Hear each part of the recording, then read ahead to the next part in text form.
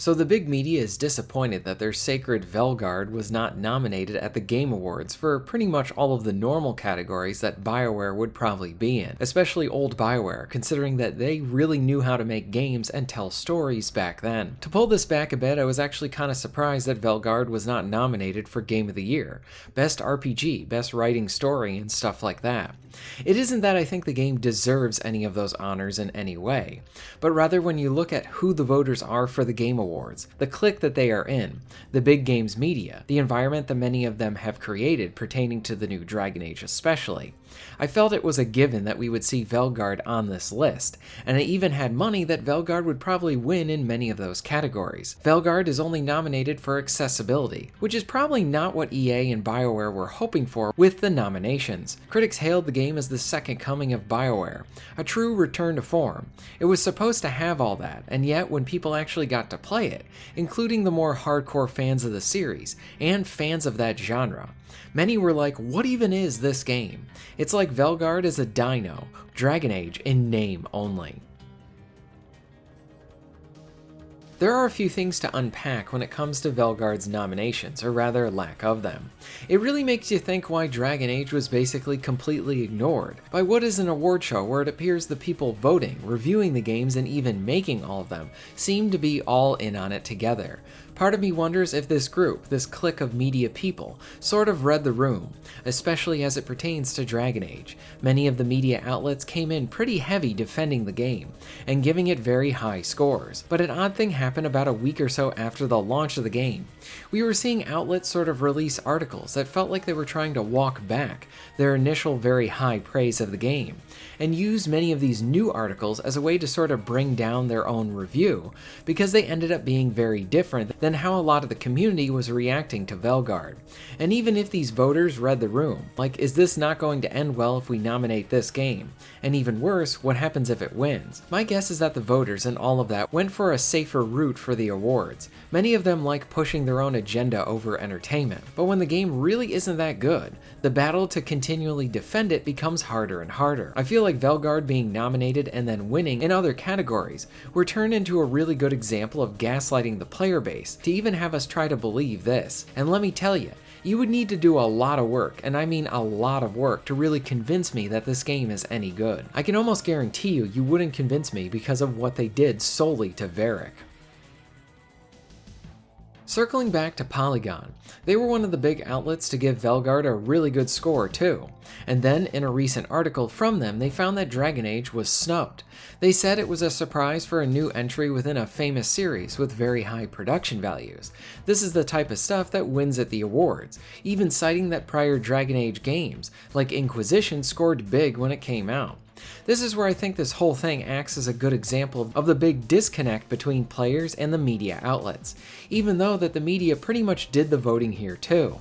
But they, the media, would have stronger arguments, even going back to their reviews, if Veilguard actually managed to be good. Yes, I would agree with Polygon that the Dragon Age series is a famous series. The first game is absolutely amazing. It's still great, and I really love it. It baffles me why BioWare or even EA has not opted to make a remaster of that title, to sort of cash in on the love for that game. A nice collection set would be pretty cool. Include Origins, Dragon Age 2, maybe with the option to play it as it was on console, or play how it was on PC. Along with Inquisition. They did it for the Mass Effect games with the Legendary Collection. Why not for Dragon Age? And back to my point, BioWare used to be good, very good even. There was even a time where they could do no wrong. Take us to different worlds and we'd experience so many interesting new characters. But here with Veilguard, it would appear that they want to make this sort of a friendship simulator without actually offering choice to the players, like they had before. Why does everyone seem to like each other in this game? You don't really need to earn the friendships or those relationships. Where's the interplay tension? I remember in many of the prior BioWare games, the great ones, like Mass Effect, Jade Empire, Knights of the Old Republic, and especially the original Dragon Age, they had that sort of stuff. Many times you start off in a difficult position with a party member, and then you need to work towards earning them as a friend, and if you so choose, then push them away because you didn't care. The options were there. Where are the choices in this new game? Where are the options to be a jerk? You could be a real jerk in many of the prior games. Some of these were pretty hilarious because of how over-the-top bad you could be. But you know what? It was always entertaining and made for great replay value, and made the player feel like they were fully directing that experience, choosing where it should go, and made the entire thing feel even more personal. And don't get me started on the disrespect of legacy characters in Veilguard too, or we'll be here all day. This sort of turned into a mini rant on Veilguard as well. My long-winded point is that if this game was actually good, if it actually felt like it was a Dragon Age title, like it actually belonged there, and not like a game that wore the skin of Dragon Age, but it didn't really act like it, then we would be in an entirely different situation. I would agree that we need the return of good old BioWare. We need more of those games they used to make. Dragon Age could have been the opportunity, but as it stands, we have a sequel that absolutely failed at being a part of a sequel of that series, and it's not even worthy of that name that it has. So yes, it was an unexpected surprise to see that Veilguard was not nominated. But then I remember too that the Game Awards really don't matter in the long run. The show can be entertaining because you don't really know what silly thing is going to happen, or what dumb Hollywood guest is going to make an appearance. The award show feels like it's trying to be this big thing in gaming, when it's really just trying to have all of the media people just sniff their own farts, and then have a Hollywood guest come in to present the awards. Why are we having people from another industry present these awards? The show should be celebrating and propping up its own industry, not trying to be like this half-baked Oscars. But the Oscars pretty much suck now too. What the show should do is invite more big names and people that have made great games be the ones to present the awards. Get some of the people who made the original Dead Space up there. Get the guys that made Hitman. Some of the actresses who voiced Lara Croft over the years. Get Nolan North, he's always a great time. There's so many options, but no, we get Al Pacino. I mean, if you're going to get Hollywood talent to come in, at least get someone who actually likes video games, like John Carpenter. The other thing that always bugs me too is that the Game Awards really could do a better job of propping up some of the smaller indie developers in games that are amazing, but they just don't get that attention that they deserve.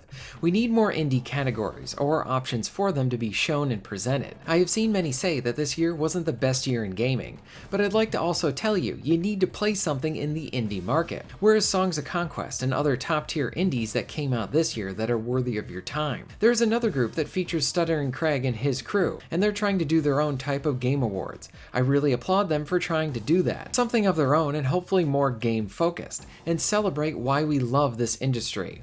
I know they are in the early stages, but as a listener of their show, I hope they succeed. So yeah, while the Game Awards does not matter, we can still take some satisfaction in that Veilguard did not manage to get nominated for many of the categories that good BioWare would have gotten if they made a good game today. Something I want to throw out to all of you is that, are you happy about the lack of nominations for Veilguard? Do you agree or disagree with other nominations? How do you think they could actually better the Game Awards as a whole? Let me know in the comments down below. If you're interested in supporting the channel, please check out my Patreon page. For just $1 a month, you can help to keep this channel going strong, and this allows me to be able to do more for my awesome audience. Please check out the links in the description and pinned comment for ways to support the channel. And most of all, thank you very much for watching.